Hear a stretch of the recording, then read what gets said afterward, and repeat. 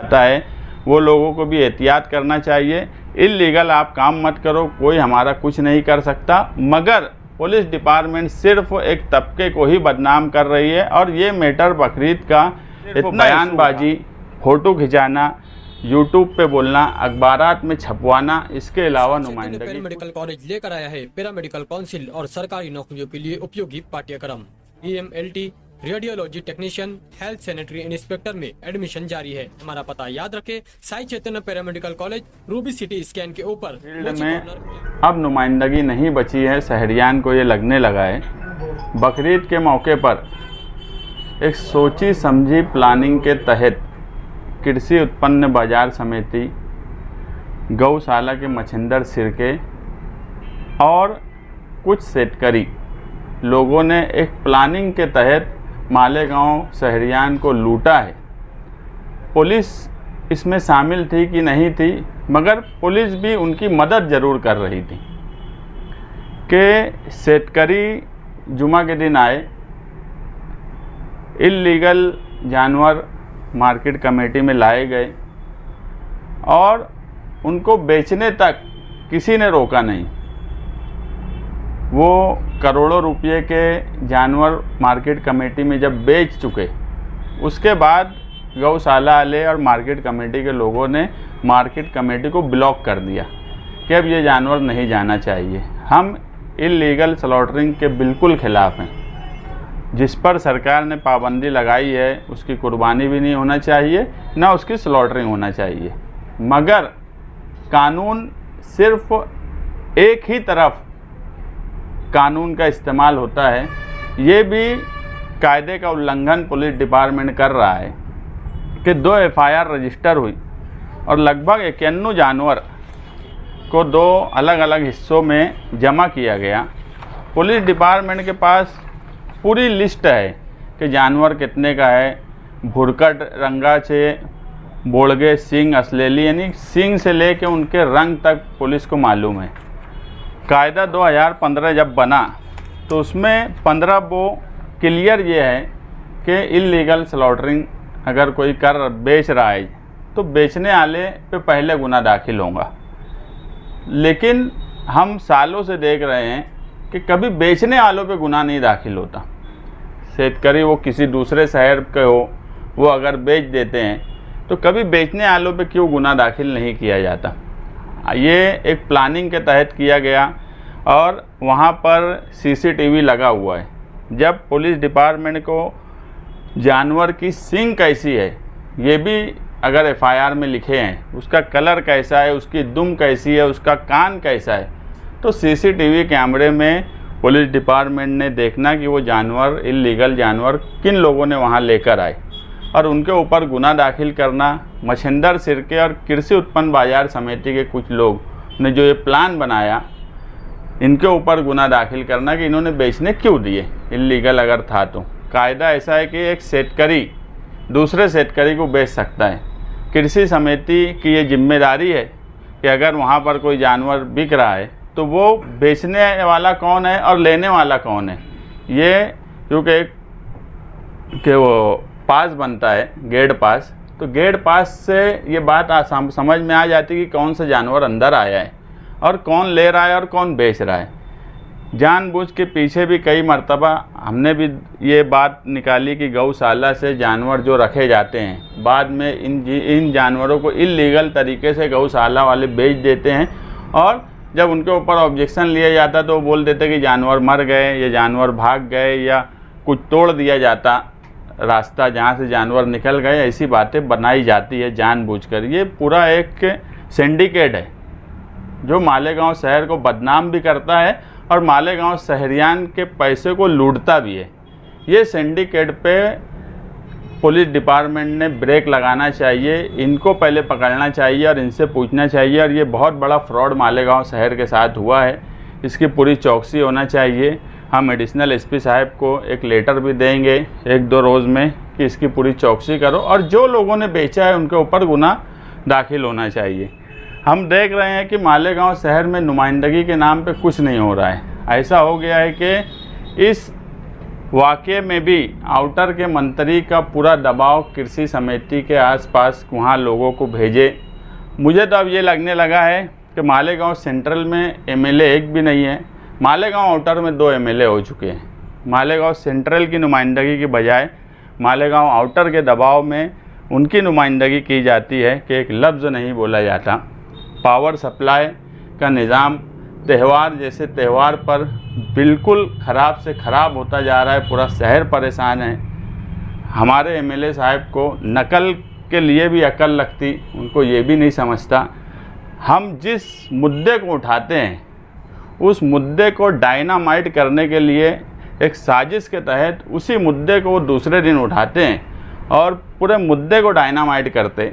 पानी के सवाल पे, कारपोरेशन के सवाल पे जब हम कारपोरेशन में मिले, और पीछे भी कई मर्तबा ऐसा हुआ कि जब भी हम कोई बात शहरियान के फ़ायदे के लिए कोशिश करते हैं की जाए कि उसमें नुमानी पुल हो, या बहुत सी ऐसी मिसालें हैं, वो जब हम बोलेंगे उसी वक्त उसको डायनामाइट किया जाएगा।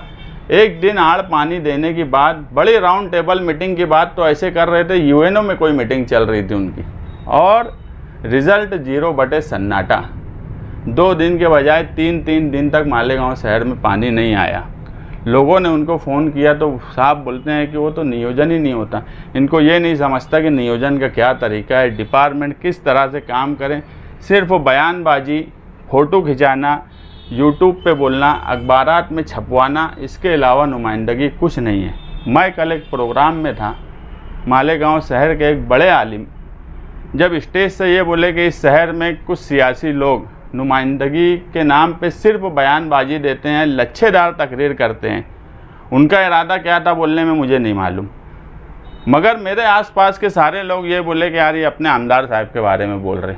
ये हाल मालेगांव के आमदार का इस शहर में हो चुका है। लोग बेजार हो चुके हैं, इलेक्शन का इंतज़ार कर रहे हैं कि कब इलेक्शन आए और इनको घर बैठाया जाए। मालेगांव शहर का 25 साल का राजकारण सियासी पिस्तौल की सियासत हो गई, नुमाइंदगी के नाम पे 0। इस तरह की सियासत का खात्मा होना चाहिए।